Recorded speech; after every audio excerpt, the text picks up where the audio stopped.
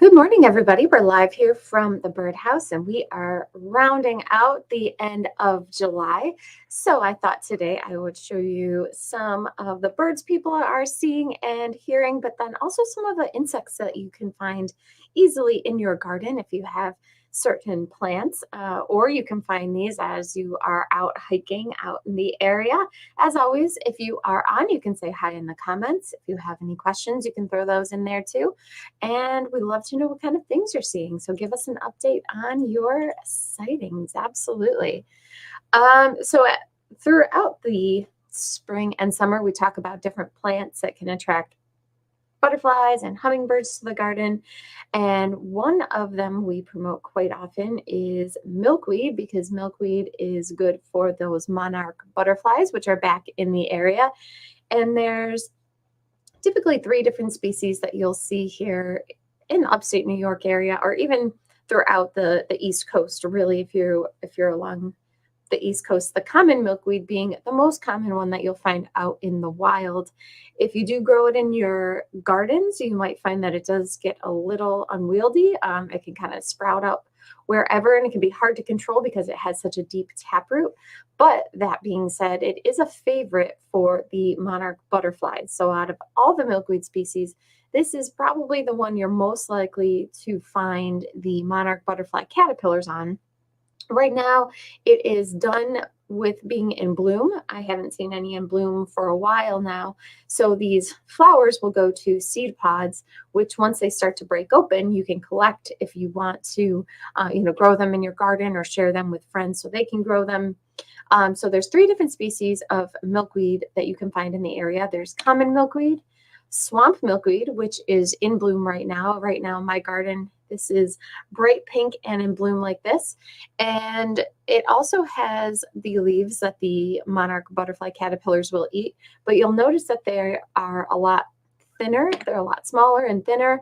The common milkweed has really wide, thick leaves. The swamp milkweed, not as much.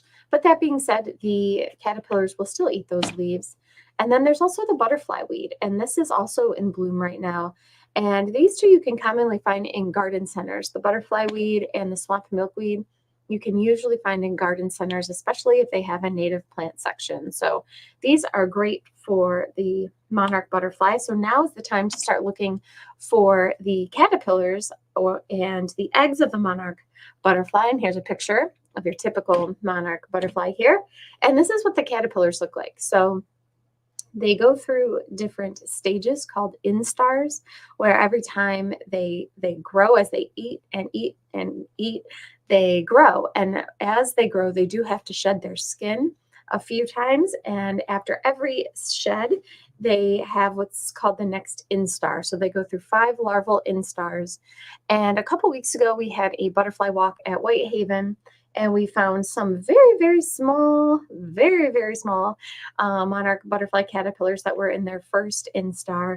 So you might see these still too. You'll see things in the second instar, third instar right around now. But those butterflies are still laying eggs. So you can find everything from the egg up till at least the third instar. I haven't seen any really large monarch butterfly caterpillars out there yet, but it's not to say they're not out there. The eggs are very, very small, and they are laid on the underside of the leaf of the milkweed plant. So in order to see them, you usually have to flip the leaf over. Sometimes you can see them without flipping the leaf over, just depending on how it angles. But this is the time to look for those monarch butterfly caterpillars. And this weekend, I was out and about, and I was looking at milkweed that I found out in fields, and I came across milkweed leaves of the common milkweed that had all this little debris on them. And this is a sure sign that there are caterpillars around. And because as the caterpillars eat, they also poop a lot, and they leave these signs along that are a sure sign that you've got some caterpillars around. There is a fancy name for caterpillar poop called frass. And so these leaves were covered in frass. So I thought there's something going on underneath here. And sure enough, there was a group of milkweed tussock moth caterpillars chewing away at this milkweed plant. So we talk a lot about the monarch butterflies using the milkweed plants as their host plant where they'll lay their eggs, but so will this species called the milkweed tussock moth, and they lay their eggs in groups. So monarch butterflies will lay their eggs one at a time, usually one egg per plant, whereas the milkweed tussock moth butterfly or moths will lay their eggs in groups. So you'll find these caterpillars in pretty large groups. So you can see there's quite a few here on this plant, and they were on the underside of the leaf. So quite a few of them, and they are quite small still. As they grow and get bigger, this is what they will look like as they age. So right before they pupate, they will look like this. They're bright orange, and they have these black and white tufts that stick out of them. So they're really, really brightly colored and pretty neat to see. So if you have milkweed, look for not only the monarch butterfly caterpillars, but these milkweed tussock moth caterpillars as well. And this is what the adult will look like. So it has some of that same coloration too as the caterpillars, where it's got that bright orange on it. Other things to look for on your milkweed plants. If you have milkweed, you'll probably see these beetles. These are some bright red beetles here, and these are a type of longhorn beetle. They have super, super long antennae. It almost looks like long horns. And these are called red milkweed beetles or longhorn milkweed beetles. So these are very commonly found on milkweed. Now you might see something in the same field that looks like milkweed but is a little bit different. There's a plant called dogbane that looks a lot like the milkweed plants, but it has red stems, it has white flowers, and the leaves are a little bit smaller. And so here is a picture I found comparing the two.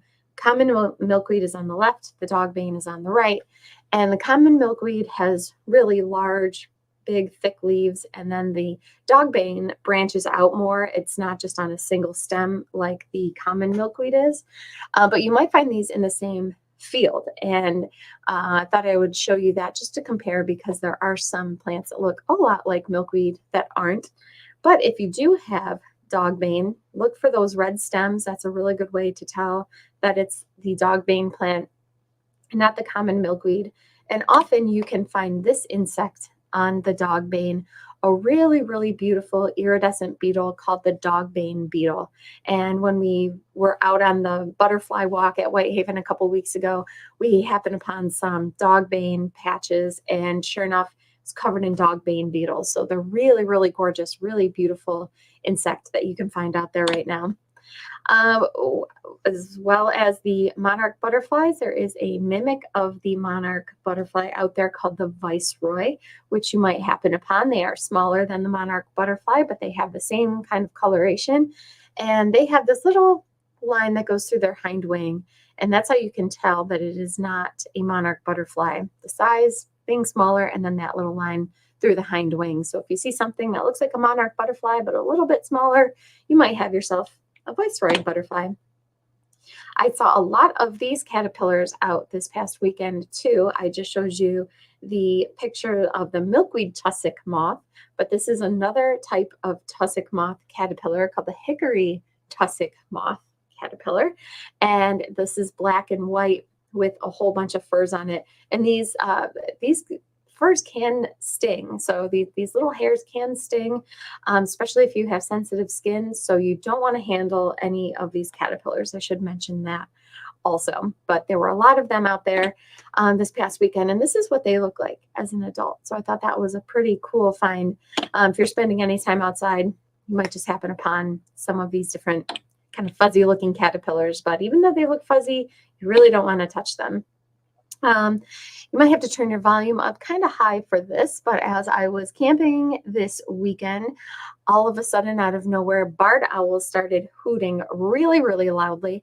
By the time I got my camera to take a video to get the audio of them, they were further into the woods, but I was able to record a little bit of audio here of barred owls. Let me start this.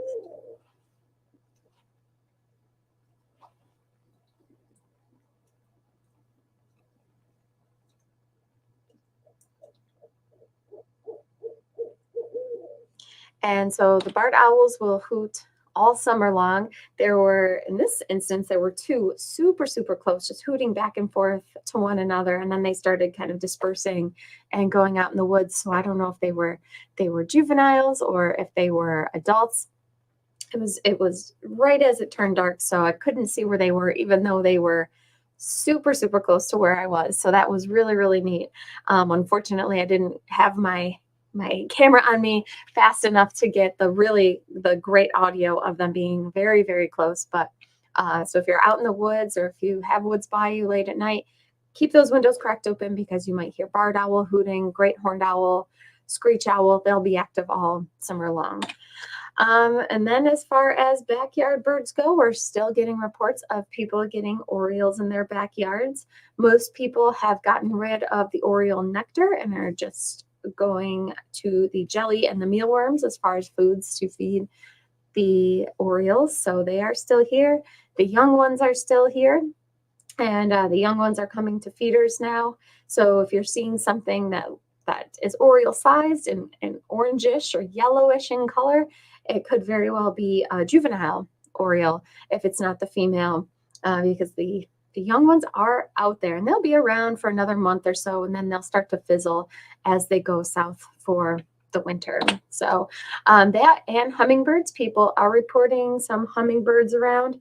Again, not as many as we've heard about in the past years, but if you keep your feeders out, you might start to see them more as the summer goes on, because we do hear that every year as they start to get ready to migrate, which is around Labor Day, they will come to feeders quite often. So within the next couple weeks or so, you might all of a sudden see an uptick in hummingbird activity in your backyard.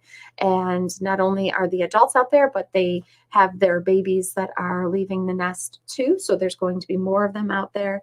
So keep an eye out for the hummingbirds. They don't seem to be as numerous as they've been in the past, but they are out there. And mealworms. Mealworms are a great food source for birds like Carolina wren. I had a juvenile Carolina wren in my backyard this past week, which was really fun to see. And they've been singing their hearts out. Every morning I can hear the Carolina wren just singing and singing and singing. And if you want to supplement their diet with anything, supplement their diet with something in addition to what you've been feeding, mealworms are a great way to go. Birds prefer the live mealworms, but of course they will eat the freeze-dried mealworms as well. And the mealworms are great for wrens. If you have bluebirds, they'll eat the mealworms, absolutely. Chickadees love the mealworms, so you can get a whole bunch of different birds, or some of your usual backyard birds may be coming with more regularity as you add some of this insect material.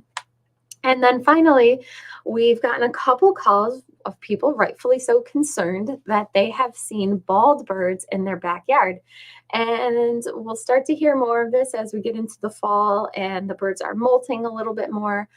This is something that does happen with cardinals and even blue jays. These are kind of the two most common birds we see this with. Sometimes it can be feather mites, but a lot of the times it's just a natural molt that the birds do.